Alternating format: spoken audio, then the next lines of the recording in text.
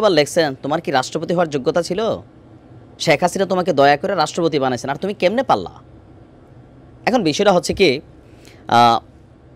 আওয়ামী লীগ সরকার পতনের পর একমাত্র ব্যক্তি যিনি রাষ্ট্রের সর্বোচ্চ ক্ষমতায় বসে বাংলাদেশকে শাসন করছেন তিনি হচ্ছেন কি, আমাদের যিনি রাষ্ট্রপতি আছেন চুপ্পু সাহেব। তো চুপ্পু সাহেবের টিকিট কিন্তু পড়ে গেছিল প্রায়, এটা বাস্তবতা, আপনাদের খেয়াল থাকার কথা।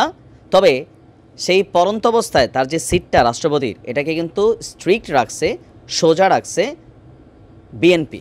এটা অস্বীকার করার কোনো সুযোগ নেই।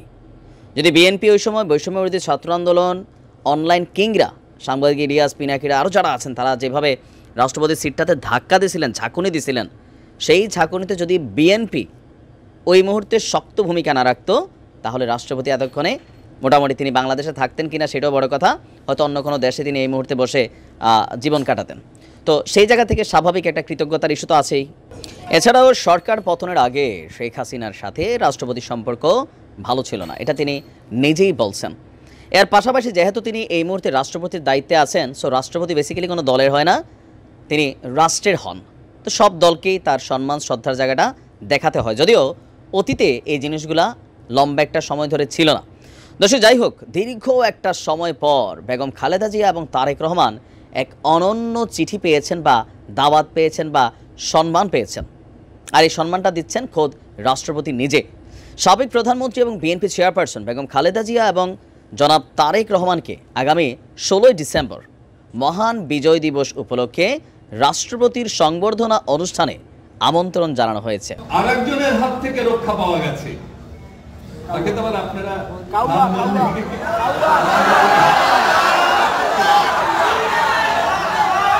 এখন আর কেউ বিএনপির মিছিলকে দেখলে বলে না ওরা কারা, কোত্থেকে এলো।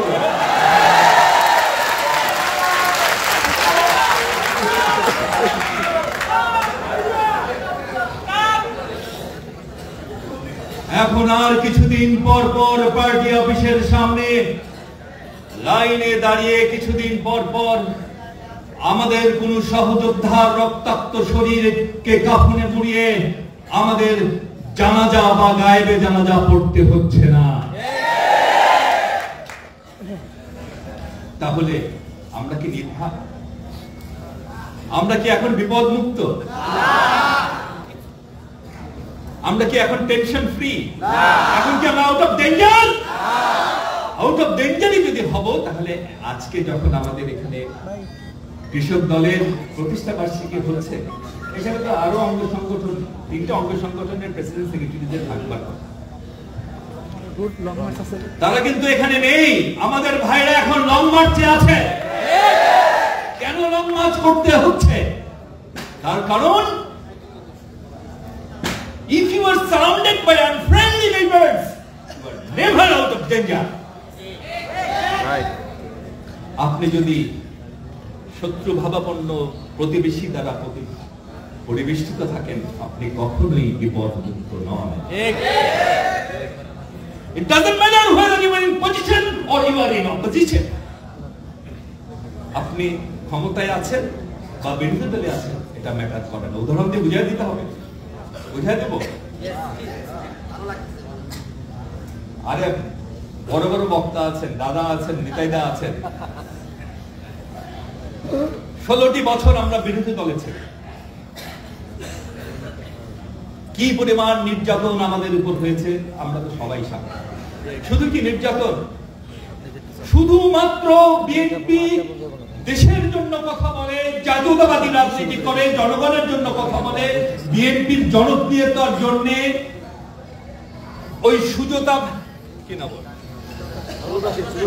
সুজাতা সিংদের বাংলাদেশে এসে শাড়ি হাঁটু পর্যন্ত উঠিয়ে নির্বাচন করাতে হয়েছে, শুধুমাত্র বিএনপিকে ক্ষমতায় বাইরে রাখবার জন্য।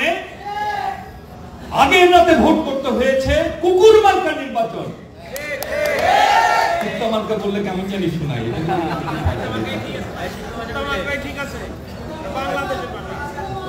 অন্যায় ভাবে আমাদের নেত্রীকে জেলে দেওয়া হয়েছে, অন্যায় ভাবে আমাদের নেতা জনাব তারেক রহমানকে একের পর এক মামলায় সাজা দেওয়া হয়েছে। সুতরাং কারা দিয়েছেন, কারা দিয়া দাওয়াচ্ছেন, সবাই চেনেন। এটা তো বিরোধী দলের সময় বললাম। যখন আমরা ক্ষমতায় ছিলাম বলে গেছেন 173 দিন হরতাল দেওয়া হয়েছিল যাতে বিএনপি দেশ চালাতে না পারে। কারা দেওয়াইয়েছেন, কাদের প্ররোচনায় দেওয়া হয়েছে, তাদের চেহারা আজকে উন্মোচিত। আমাদের নেতা শহীদ রাষ্ট্রপতি জিয়া রহমানকে যখন হত্যা করা হয় তিনি তখন ক্ষমতায় ছিলেন। সুতরাং ক্ষমতায় থাকি বা বিরোধী দলে থাকি, এখন তো এটা কি বলবো, এটা সরকারি দলেও না বিরোধী দলেও না, এটা কি গরমও না শীত না, সরকারি দলেই থাকেন বা বিরোধী দলেই থাকেন বা নাতিশীতোষ্ণই থাকেন, একটি কথাই বলবো, ওরে বিহঙ্গ মোর এখনই অন্ধ, বন্ধ করো না পাখা। পাখা বন্ধ করা যাবে না, চালু রাখতে হবে, না হলে দেখছেন না আগরতলায় কি হয়েছে, দেখছেন না?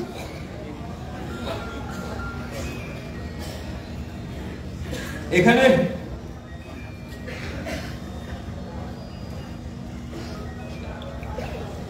জাতিসংঘের যে কনভেনশন আছে সেখানে স্পষ্ট ভাষায় লেখা আছে 22 article, the premises of the mission shall be inviolable, অর্থাৎ কোন রাষ্ট্রের ভিতরে অন্য দেশের যদি কোনো মিশন থাকে সেই মিশন প্রধানের অনুমতি ছাড়া অন্য কেউ সেই প্রিন্সেসের ভিতর ঢুকতে পারবে না। অথচ আমরা কি দেখেছি, ঘণ্টাব্যাপী তাণ্ডব চালানো হয়েছে, আমাদের পতাকা, শহীদের রক্তের বিনিময়ে অর্জিত পতাকাকে অপমান করা হয়েছে, পুলিশ হা করে দেখেছে। ইউনাইটেড নেশনের ভিয়েনা কনভেনশন 1961 স্পষ্ট লঙ্ঘন করা হয়েছে। সরকারকে বলবো অনতিবিলম্বে যারা লঙ্ঘন করেছে তাদের বিরুদ্ধে জাতিসংঘে অভিযোগ করে। মাস্তান হয়েছেন না, অনেক ক্ষমতা আপনাদের, অনেক ক্ষমতা কিন্তু আমেরিকারও ছিল। ভিয়েতনামে গিয়ে 60,000 সৈন্য খুইয়ে সেখান থেকে 4টি